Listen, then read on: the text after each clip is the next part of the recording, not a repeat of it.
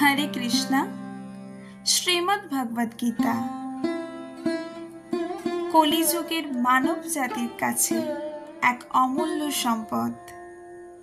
আমরা সবাই জানি, কুরুক্ষেত্রের রণাঙ্গনে দাঁড়িয়ে ভগবান স্বয়ং অর্জুনের রথের সারথি হয়েছিলেন এবং সেই সময়কার পরিবেশে ভগবান অর্জুনকে যে উপদেশ দান করেছিলেন তাই আজ আমাদের কাছে শ্রীমদ্ ভগবদ গীতা স্বরূপ।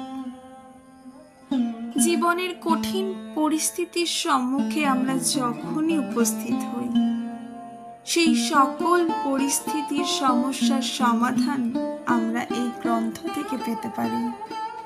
শ্রীমদ্ ভগবদ গীতায় এমন কিছু নেই যা আমাদের এই জড় জগতের সংসার বন্ধন এবং সমস্ত কলিযুগের সমস্যার হাত থেকে উদ্ধার করতে পারবে না এমন। আমরা যে কোনো মুহূর্তে যে কোনো পরিস্থিতিতে এই শ্রীমদ্ ভগবদ গীতার ভগবানের মুখ নিঃসৃত বাণী শ্রবণ করে বা পঠন করে মুহূর্তেই আমাদের জীবনের সমস্যাগুলোর সমাধান করতে পারি।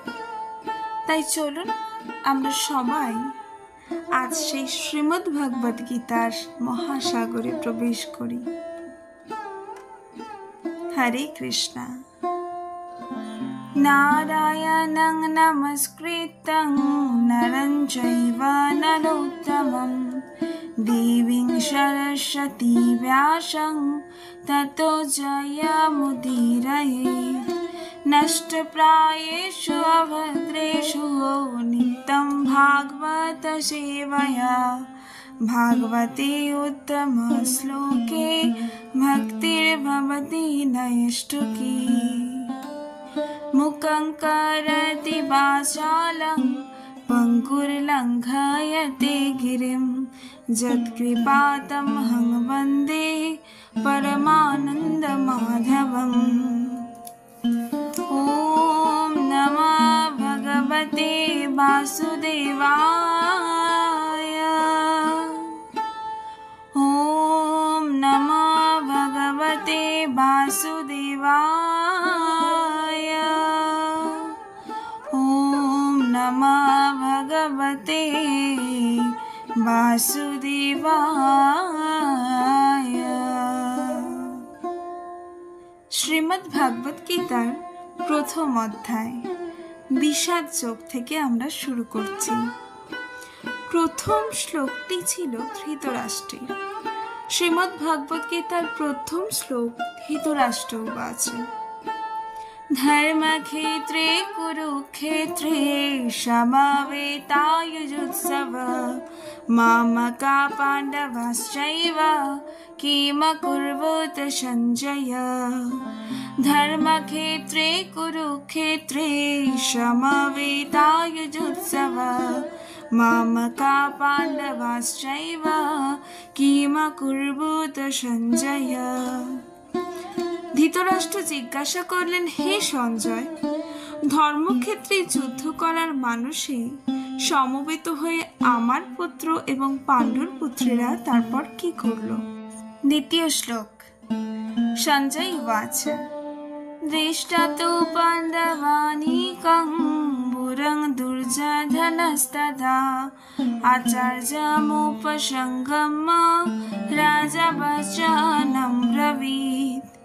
সঞ্জয় বললেন, হে রাজন, পাণ্ডবদের সৈন্যসজ্জা দর্শন করে রাজা দুর্যোধন দ্রোণাচার্যের কাছে গিয়ে বললেন। তৃতীয় শ্লোক। পশ্যতাং পাণ্ডুপুত্রাণাম আচার্য মাহতিং চমুং ভুরাং দ্রুপদ পুত্রেণ তব শিষ্যেন ধীমতা। হে আচার্য, পাণ্ডবদের মহান সৈন্যবল দর্শন করুন, যা আপনার অত্যন্ত বুদ্ধিমান শিষ্য দ্রুপদের পুত্র অত্যন্ত দক্ষতার সঙ্গে বুহের আকারে রচনা করেছেন। চতুর্থ শ্লোক থেকে ষষ্ঠ শ্লোক। अत्र शूरा महिषासुरा भीमार्जुना समायुधि युयुधान विराटश्च द्रुपदश्च महारथ दृष्टकेतुश्चिकेतान काशीराजश्च वीर्यवान् पुरुजित कुन्तीभोजश्च शैवश्च नरपुङ्गव युधामन्यश्च विक्रान्त उत्तमौजाश्च वीर्यवान् सौभद्र দ্রৌপদীয়শ্চ সর্ব এবা মহারথা।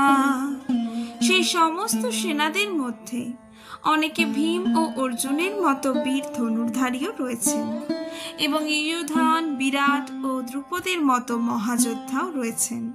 সেখানে দৃষ্টকেতু, চেকিতান, কাশীরাজ, পুরুজিৎ, কুন্তিভোজ ও শৈবের মতো অত্যন্ত বলবান যোদ্ধারাও রয়েছেন।